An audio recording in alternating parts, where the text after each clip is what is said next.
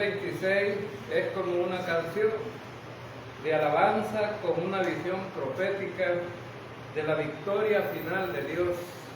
O sea que en este capítulo se habla acerca de la victoria final de Dios en el tiempo de la tribulación. Y estamos hablando acerca de Judá, que va a entrar en el reino. Entonces, tiene que ver, ¿no? Es un capítulo profético, escatológico. Casi todas las cosas se centran dentro de la tribulación y el reino. Isaías 23 al 27 se le llama el pequeño revelación de Isaías con respecto al Apocalipsis pequeño de Isaías, porque del 23 al 27 habla acerca del tiempo de la tribulación. Este capítulo comienza con una canción que se cantará en Judá. Es una celebración de la salvación. Cuando Israel, cuando Judá esté dentro del reino, pues ahí prácticamente se habla de que ellos son salvos, pues. Pudieron llegar hasta el reino. No todo Israel será salvo, solamente un pequeño remanente. Entonces, cuando ellos lleguen al reino, será un canto de victoria, de celebración, un canto de alegría, de regocijo, porque ellos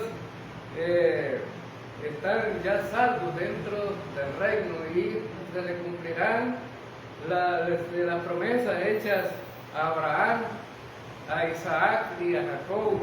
Todas las promesas hechas para ellos se cumplirán. Entonces,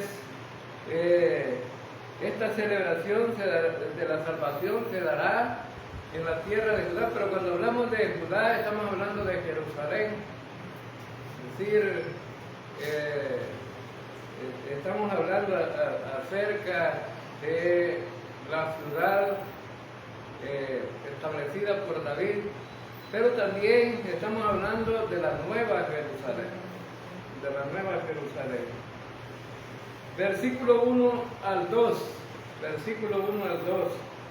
En aquel día cantarán este cántico en la tierra de Judá. Fuerte ciudad tenemos, salvación puso Dios por muros y ante muros. Abrir las puertas y entrará la gente justa, guardadora de la verdad. Entonces, este capítulo nos está hablando, dos versículos, nos están hablando de esa canción de la salvación, y la salvación es como un muro, es una metáfora, ¿verdad? La salvación que es como un muro, porque dice ahí en el versículo 1, salvación puso Dios por muro. Es decir, cuando se habla de muros, se está hablando acerca de que las ciudades allá en ese tiempo, en Israel, eran ciudades amuralladas, donde había muros. ¿Y para qué hacían esos muros? Era para salvar a la gente de la ciudad, protegerla. Entonces, estamos hablando de que Isaías está haciendo una comparación de la salvación con respecto al cuidado que Dios tiene de Israel y de Judá, porque Dios le da seguridad a través de la salvación, ¿no? La salvación aquí bien clara la vemos, ¿no? Como la comparación con un muro, y Dios es como esos muros fuertes que dan seguridad. Ahora, entonces, de igual manera, hermanos, Dios tiene cuidado de nosotros, pero proféticamente está hablando acerca de Judá. Pero Dios tiene cuidado de nosotros. En Hebreos capítulo 13:6 dice: de manera que podemos decir confiadamente, el Señor es mi ayudador, no temeré lo que me pueda hacer el hombre. Entonces, en medio de las circunstancias, porque estamos hablando de un tiempo difícil, tiempo de angustia para Jacob, dentro de la tribulación, así se le llama, tiempo de angustia para Jacob. Entonces, en tiempos difíciles Dios ha sido protector, pero protector no de todo Israel, porque en el tiempo de la tribulación, Israel y Judá, que allá en el tiempo de la tribulación será uno solo, es un tiempo difícil para ellos. En las circunstancias que se van a dar las cosas, ellos van a estar a punto de desaparecer, pero Dios va a tener cuidado de ellos. Entonces, el profeta se le revela que se abrirán puertas, abrirán las puertas. Cuando se abren las puertas de una ciudad es porque hay seguridad, es decir, ya no hay peligro. Entonces, proféticamente está diciendo que va a haber puertas abiertas para que entren los salvos.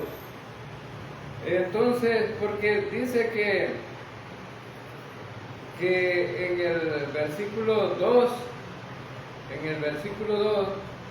dice: abrir las puertas, entrará la gente justa. ¿Quiénes son los justos? Son los salvos, guardadoras de verdades. ¿De cuáles verdades?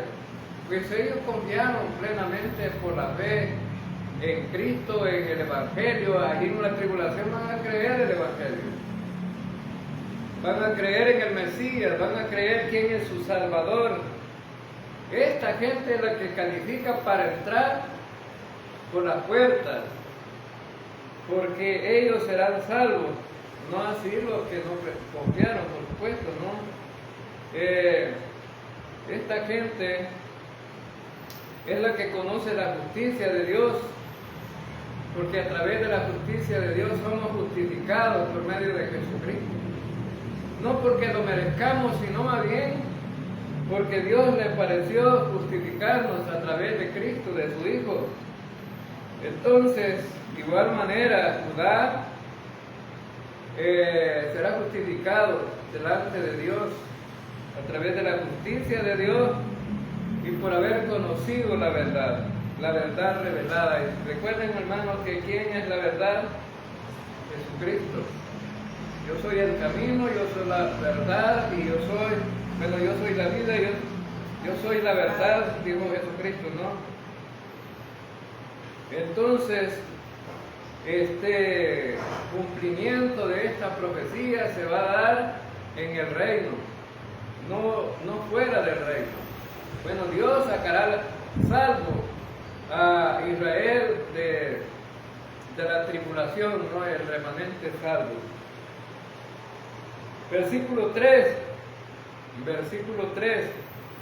Tú guardarás en completa paz aquel cuyo pensamiento en ti persevera, porque en ti ha confiado. ¿Quiénes son los que Dios guardará en completa paz? Bueno, aquí dice que a los que pusieron su pensamiento en Él, y los que perseveran en Él y han confiado en Él. Tres cosas importantes: ponen su mente en Él, ponen su pensamiento y persevera. El que persevera y ha confiado en Él, porque recuerden que en el tiempo de la tribulación va a haber que perseverar. Como dice Mateo 24, 14, ¿no? El que persevere hasta el fin, ese será salvo. La palabra usada aquí para paz es shalom. Recuerden, hermanos, que todo el mundo quiere la paz. En este tiempo quisiéramos la paz, con un poquito que tenemos en El Salvador de fuera de conflicto, ¿no? Nos sentimos seguros. Pero la paz no solamente significa seguridad de conflicto, como cuando la guerrilla y los soldados, el gobierno de El Salvador se pusieron de acuerdo en el 92, ¿no? Esa no fue una paz como la del Shalom de Dios, porque se acabó un conflicto armado, pero continuó una guerra, ¿no? Una guerra diferente, una guerra social. Entonces, la paz es una paz profunda, que tiene que ver con un significado más amplio. La paz significa el bienestar completo y duradero que proviene de nuestro vínculo con Dios, completo en todas las áreas de la vida de una persona. Porque puede haber paz en conflicto, pero la gente está preocupada siempre, ¿no? Recuerden que allá en el reino no va a haber hambre, la gente va a tener que comer, no va a haber hambre, allá no vamos a estar preocupados por la comida, no vamos a estar preocupados por nada, porque de todo va a haber allá, va a haber una completa paz. Ahora, esto solo se logrará por medio de los que confíen en Él, es decir, la fe. La fe es importante, ¿no? Como la fe de la que escribió el apóstol Pablo, o la parte que escribió el apóstol Pablo en la carta a los Filipenses, capítulo 4, versículos 6 al 7. Él escribió: por nada estéis afanosos, si no sean conocidas vuestras peticiones delante de Dios, en toda oración y ruego, con acción de gracias. ¿Por qué podemos estar afanosos? Por la salud, por la comida, por la ropa, ¿por qué? Por la casa, por muchas cosas. Uno puede estar por la familia. Pero Pablo dice, no estén afanosos por esas cosas, porque en el capítulo 6 de Mateo, Jesús dijo, bueno, todas las cosas las van a tener, son añadidura a buscar el reino de Dios. Pero dice en el versículo 7, y la paz de Dios, que sobrepasa todo entendimiento, guardará vuestros corazones y vuestros pensamientos en Cristo Jesús. La paz de Dios es diferente, ¿no? Dice que sobrepasa todo entendimiento, es decir, no somos capaces, con las mentes limitadas que tenemos nosotros, cómo poder entender que tenemos paz en medio de circunstancias difíciles. Esa es la paz a la que nos quiere llevar el Señor. Versículo 4.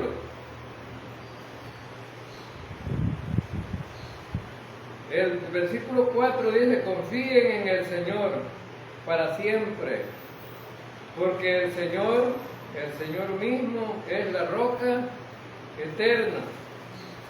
Bueno, debemos de confiar en el Señor siempre, dice, siempre. Pero aún los creyentes a veces flaquean en confiar en el Señor, ¿no?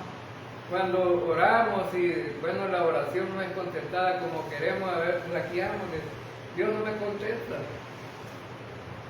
Y algunos se cae la fe.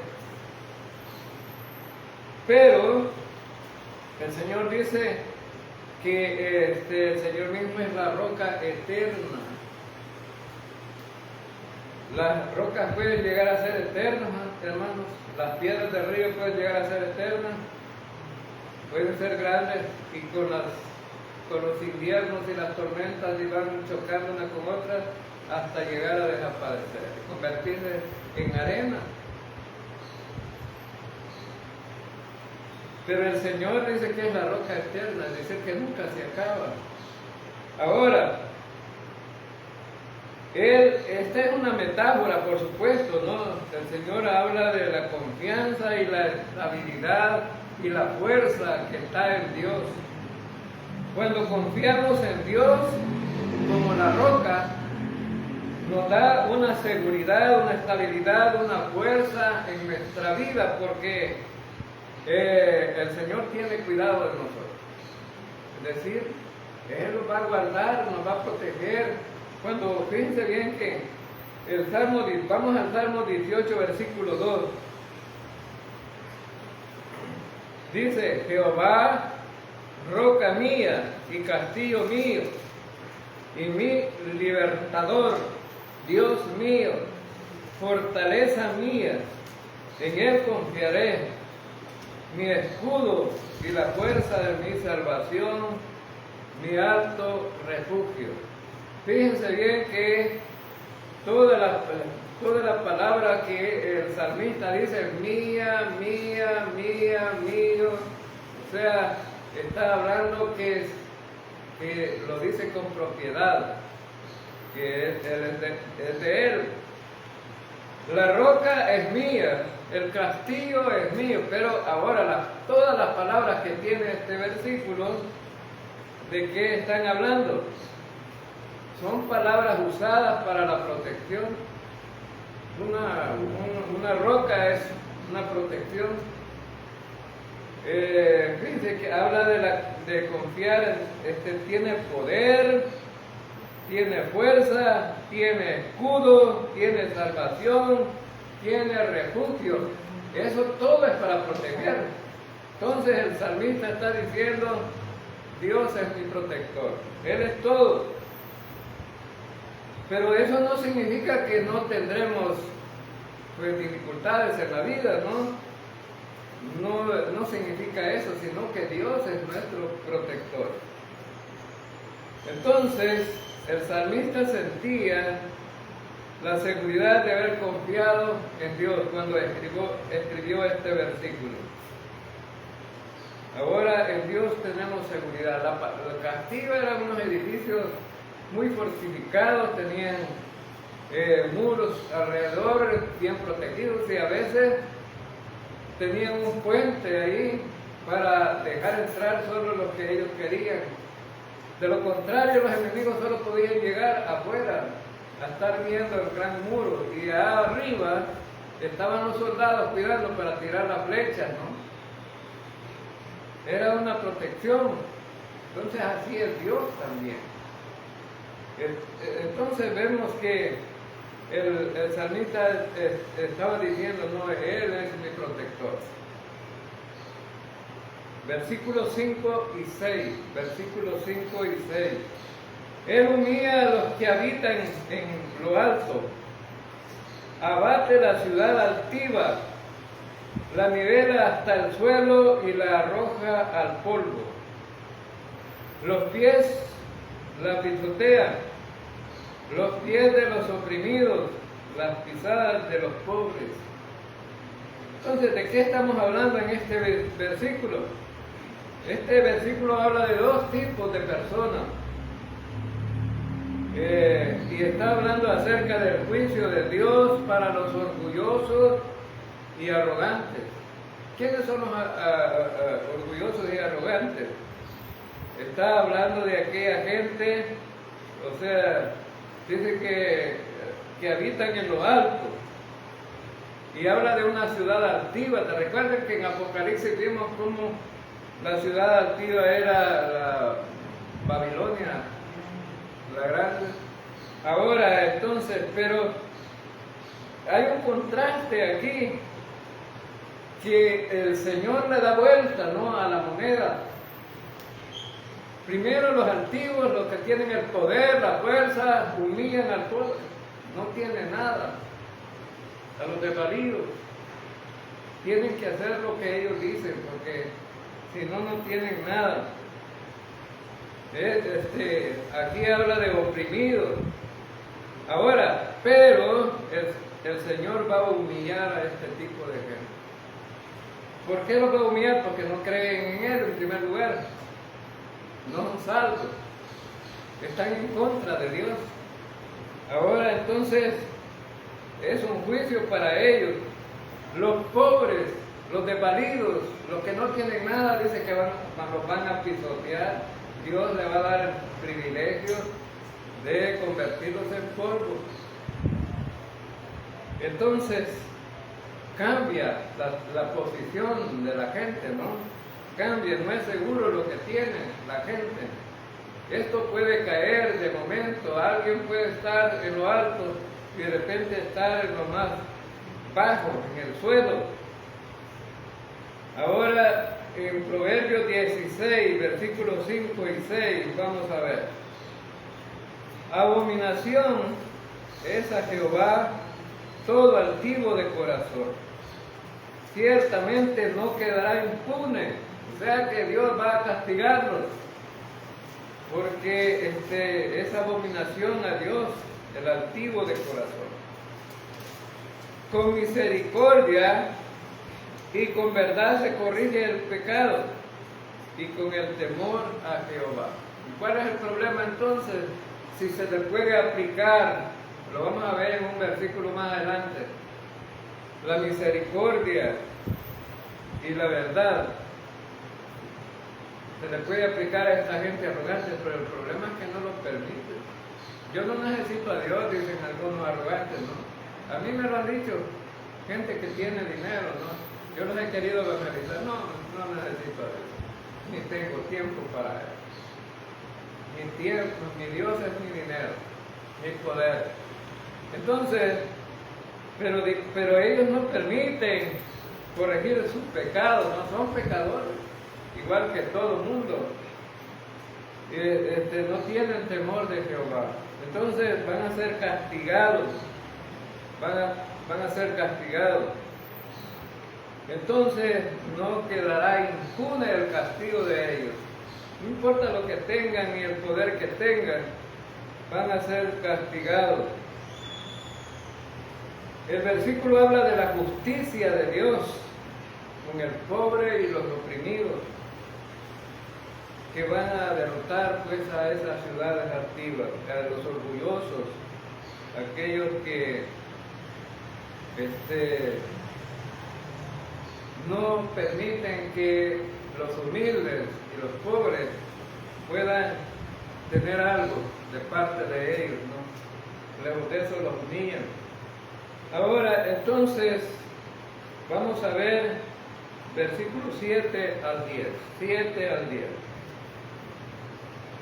El camino del justo es rectitud. Tú que eres recto, pesas el camino del justo. También en el camino de tu juicio, oh Jehová, te hemos esperado. Tu nombre y tu memoria son el deseo de nuestra alma. Con mi alma te he deseado en la noche y en tanto que me dure el espíritu dentro de mí, madrugaré a buscarte. Porque luego que hay juicios tuyos en la tierra, los moradores del mundo aprenden justicia. Se mostrará piedad al malvado y no aprenderá justicia. En tierra de rectitud hará iniquidad y no mirará a la majestad de Jehová. Aquí hay un contraste en dos tipos de personas también. Hay uno que dice que ha esperado en Jehová, que ha confiado en Dios. Expresan el anhelo de buscar a Dios, dice que va a madrugarse a buscar a Dios. Ese debería de ser el deseo nuestro, ¿no? Desde que nos levantamos buscando a Dios. Entonces, y también apunta a que estos están caminando con Dios. Esos son los verdaderos creyentes, ¿no? Que están caminando con Dios. Es una necesidad tener a Dios, pues. Una necesidad tener a Dios. Y no se está hablando de legalismo, ¿no? Sino que Dios debe de ser como nuestro refugio, nuestro bálsamo, nuestro deseo de que Él esté en nuestra vida. Para que nosotros nos sintamos completos y saciados de nuestra necesidad. Entonces, los justos son representados caminando por camino llano y recto. No así los que andan descarriados, ¿no? Buscan otros caminos. Porque dice en el versículo 9, porque luego que hay juicios tuyos en la tierra, recuerden que estamos en el tiempo de la tribulación. Los moradores del mundo aprenden justicia. ¿Cómo van a aprender la justicia los moradores del mundo? Al oír acerca de los mensajes que los predicadores van a andar dando en el tiempo de la tribulación. Va a haber mensajes del Evangelio, van a haber unos 144,000 predicando, van a haber otros creyentes predicando, va a haber un ángel predicando. Entonces la gente se va a dar cuenta de quién es Dios. Pero algunos van a confiar en el Señor. En el capítulo anterior vimos que cantan, ¿no? Que cantan alabanzas, dando gloria a Dios, a pesar del conflicto que están viviendo. Pero los juicios de Dios son evidentes. La gente aprende la justicia con los juicios de Dios, pero aquellos que se salvan aprendieron la justicia de Dios. Así como cuando andábamos descarriados nosotros en el mundo, hermano, ¿cómo aprendimos la justicia de Dios? A través del Evangelio. El Señor dice, por gracia son salvos. Y esa es la justicia de Dios. Nos está salvando no porque nosotros merezcamos la salvación, sino porque Él ha decidido darnos la salvación. Y en este capítulo vamos a ver que la gente de Israel no se salva porque tenían méritos tampoco. Ahora entonces, ellos reconocerán la gracia de Dios allí en el tiempo de la tribulación. Entonces, pero otros van a caminar por los caminos malvados siempre. Van a oír los mensajes, pero no quieren. Y dice en el versículo, se mostrará piedad al malvado. En el versículo 10. Y no aprenderá justicia. O sea que el mensaje les va a llegar, la predicación les va a llegar. Es decir, no se van a condenar porque no hayan tenido el mensaje de salvación. Y dice, no aprenderán justicia, en tierra de rectitud harán iniquidad. Es decir, si estos entraran al reino, así como pecadores, ¿qué van a hacer allá en el reino, hermano? Y vos te dices que sos creyente, que sos aleluya. No, hombre, ¿qué estás haciendo ahí perdiendo tu tiempo? Y la vida es de gozar, pues la vida es de gozo, como dice la gente todavía, ¿verdad? Nos disfrutemos la vida mientras podamos, los jóvenes sobre todo, ¿no? Pero influirían en los demás que ya son salvos. Pero por eso el Señor no los dejará entrar. Y dice, y no mirarán la majestad de Jehová, es decir, no van a reconocer a Dios. Si los dejara entrar, no reconocerían la majestad de Dios. Y eso va a pasar en el reino. Todavía los que nazcan de los creyentes ahí van a tener que instruirlos, capacitarlos acerca de la salvación. Pero unos creerán y otros no. Y son muchos los que no creen. Bien, entonces, versículo 12 al 18. Jehová, tú nos darás paz, porque también hiciste en nosotros todas nuestras obras. Jehová Dios nuestro, otros señores fuera de ti se han enseñoreado de nosotros, pero en ti solamente nos acordaremos de tu nombre. Muertos son, no vivirán. Han fallecido, no resucitarán, porque los castigaste y destruiste y deshiciste todo su recuerdo. Aumentaste el pueblo, oh Jehová, aumentaste el pueblo, te hiciste glorioso, ensanchaste todos los confines de la tierra. Jehová, en la tribulación te buscaron, derramaron oración cuando los castigaste, como la mujer encinta cuando se acerca el alumbramiento y gime y da gritos en sus dolores. Así hemos sido delante de ti, oh Jehová. Concebimos, tuvimos dolores de parto, dimos a luz viento. Ninguna liberación hicimos en la tierra, ni cayeron los moradores del mundo. Vamos a ver algunas cosas interesantes en estos versículos. Cuando comparamos la escritura con la escritura, nos damos cuenta que todo está en sintonía. Fíjense que el versículo, el primer versículo que leímos aquí, el versículo: tú nos darás paz porque también hiciste en nosotros todas nuestras obras.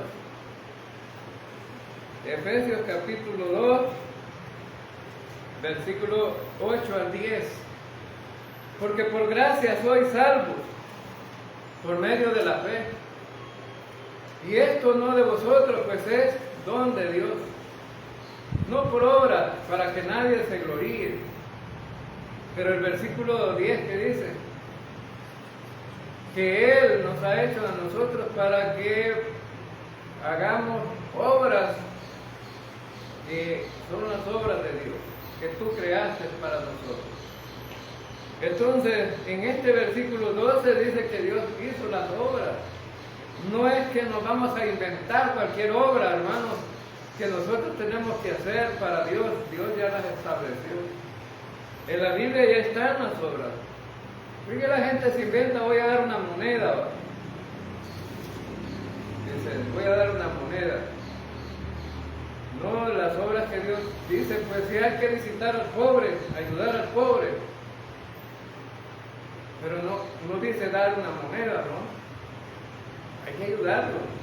Ahora, entonces, y vemos que el bautizarse es una obra, ir a predicar es una obra, orar es una obra, todo lo que hacemos como creyentes es una obra, ¿no?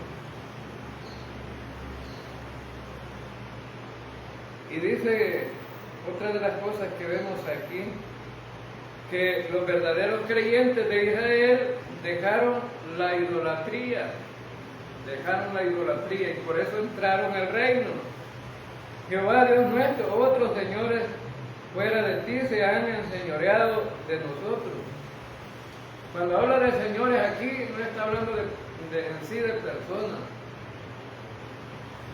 Pero en ti solamente nos acordaremos de tu nombre. Bueno, pero dice, se han enseñoreado de nosotros, pero en ti solamente nos acordaremos de tu nombre. Muertos son, no vivirán. Han fallecido, no resucitarán, porque los castigaste y destruiste y hiciste todo su recuerdo. Ahora, hermanos, la interpretación que cualquiera le podría dar a este pasaje es que son personas igual a cualquiera, pero que pueden morir, que han sido enterradas, pero no van a resucitar. Ahora, pero todas las personas van a resucitar. ¿No es cierto? Los creyentes y los no creyentes van a resucitar. Van a resucitar, pero dice, tú los destruiste, los deshiciste, todos sus recuerdos.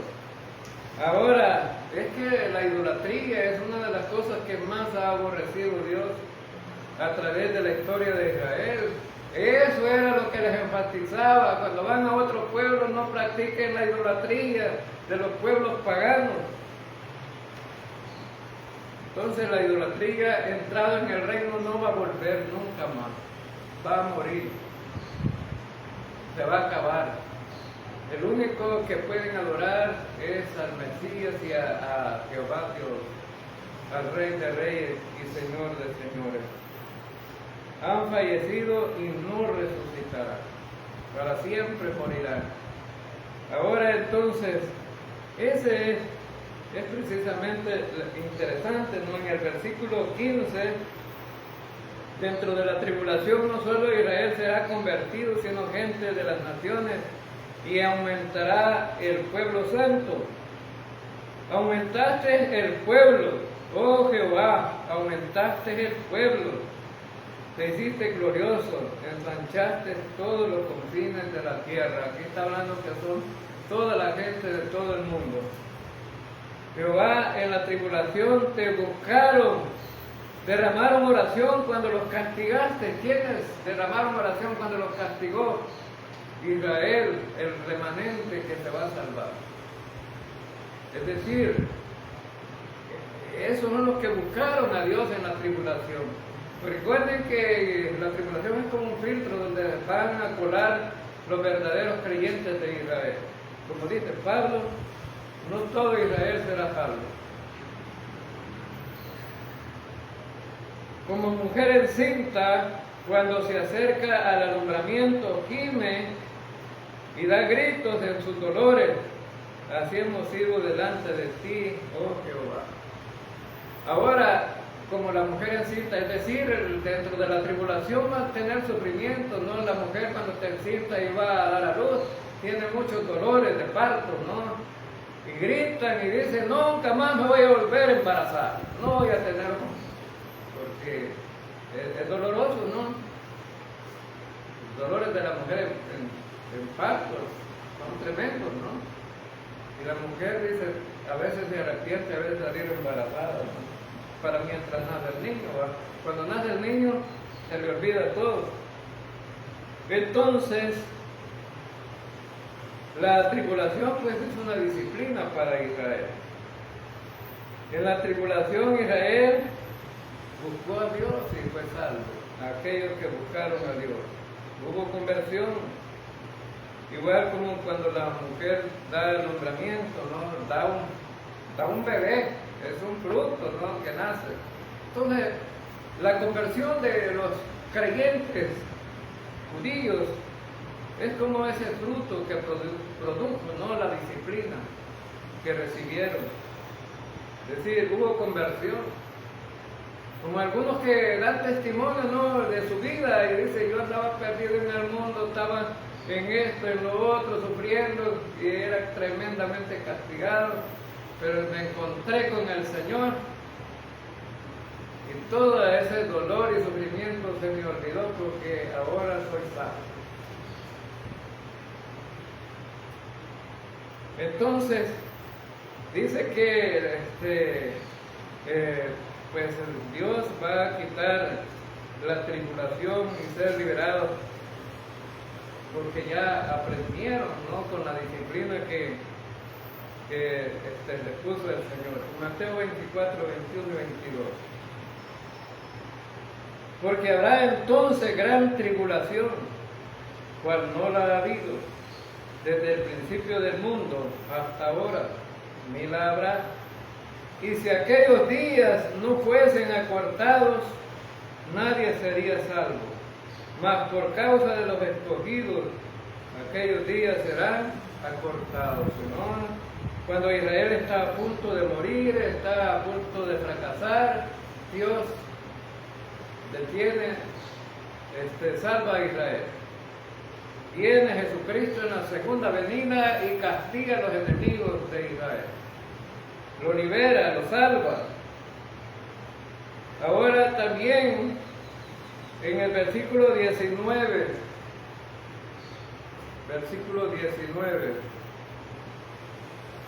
al 21, dice, tus muertos vivirán, tus cadáveres resucitarán, Despertad y cantad, moradores del polvo, porque tu rocío es cual rocío de las hortalizas, y la tierra dará sus muertos.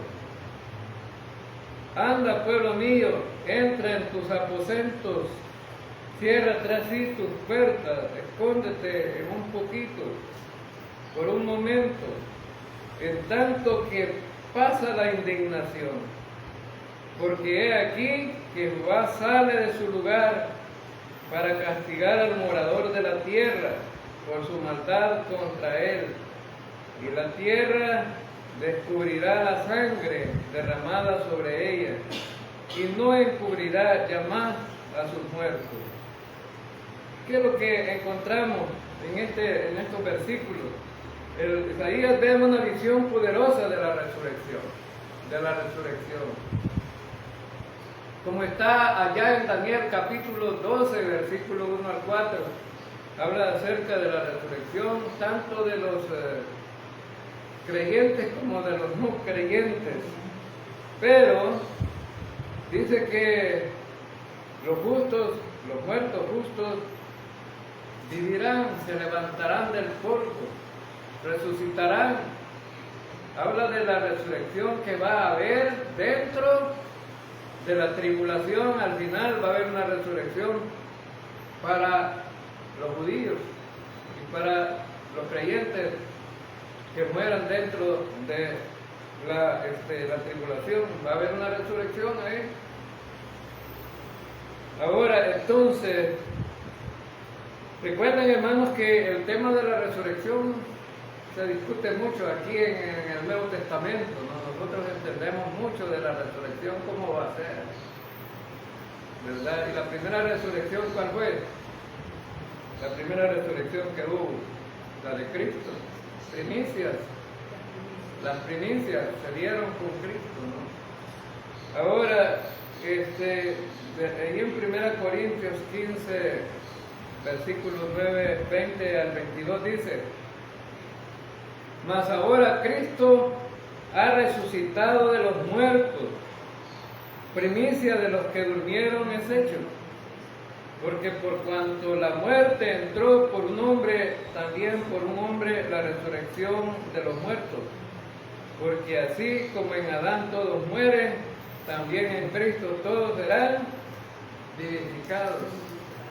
Entonces, las primicias se dieron con Cristo, pero luego hay más resurrección. Va a estar la resurrección de la iglesia, de los creyentes. En la segunda venida de Cristo, los creyentes van a resucitar primero. Luego van a resucitar los no creyentes. Y dentro del tiempo de la tribulación van a resucitar los creyentes del Antiguo Testamento. Van a resucitar al final de la tribulación para entrar al reino milenario. Entonces, hay muchas resurrecciones. En Juan capítulo 11, versículo 25 y 26, dice: les dijo Jesús, yo soy la resurrección y la vida. El que cree en mí, aunque esté muerto, vivirá. Es señal que van a levantar de los muertos.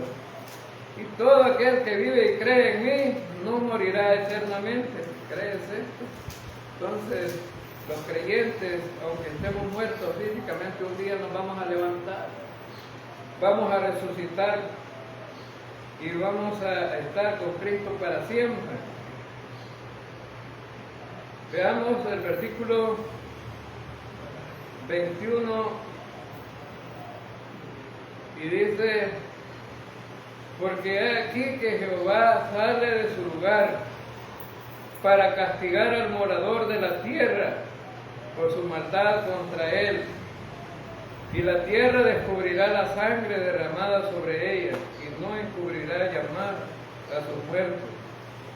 En estos últimos versículos es una visión sobre la muerte y el pecado, es decir, va a desaparecer la muerte y el pecado. Cuando se dé la guerra en el milenio contra Satanás y los seguidores, se acaba el pecado y la muerte. Vamos a entrar a la eternidad. Y en la eternidad no vamos a morir, hermanos, va a ser eterno. No habrá más muerte, no habrá más llanto, más dolor. Todas esas cosas pasaron, todas son hechas nuevas. Pero mientras sucede eso, le dice el Señor, métanse en sus habitaciones dentro de la tribulación, ¿no? Escóndanse mientras puedan, escóndanse. Porque viene el juicio sobre todos los habitantes de la tierra. Va a ser terrible, ¿no? Y ya lo estudiamos en Apocalipsis, los siete sellos, 7 trompetas, 7 copas, ¿no? Eran los juicios de Dios. Ahora, entonces, vemos que va a estar difícil, ¿no? Entra en tus aposentos, cierra tus puertas, escóndete un poquito, por un momento. En tanto que pasa la indignación, cuando habla de la indignación, habla de el juicio de Dios sobre el mundo. Dios está airado, va a castigar al mundo. La gente no lo cree hoy día, ¿no? No, ¿cómo es posible que vaya Dios a hacer tan así, ¿no? Si Dios es amor, pero también es fuego consumidor, ¿no? Versículo 21 dice, porque he aquí que Jehová sale de su lugar para castigar al morador de la tierra por su maldad contra él, y la tierra descubrirá la sangre derramada sobre ella, y no encubrirá llamar a sus muertos. O sea, ya nadie va a ser enterrado porque ya no van a haber muertos. Los que se hallaron culpables van a ser castigados. ¿A dónde, hermano? En el infierno. Ya no van a enterrar a nadie. Allí van a terminar todo. Van a enterrar a los muertos, van a tirar a los que no confiaron en Cristo al infierno. Entonces hemos visto en este capítulo, ¿no?, algo interesante acerca del juicio de Dios en contra de aquellos que no confiaron. Hemos visto el contraste en 2 tipos de personas: los justos y los que no confiaron en Dios. Y hemos visto cómo la justicia de Dios se manifiesta a través de la disciplina y el juicio que envía sobre tanto el creyente como el no creyente.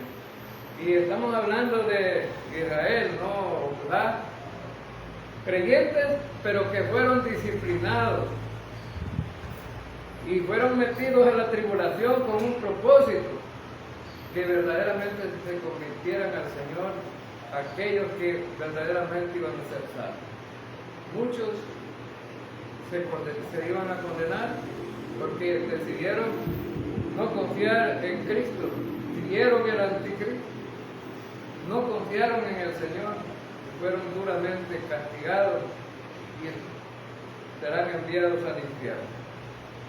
Bien, vamos a quedarnos hasta aquí, continuamos en el capítulo 27 el próximo miércoles.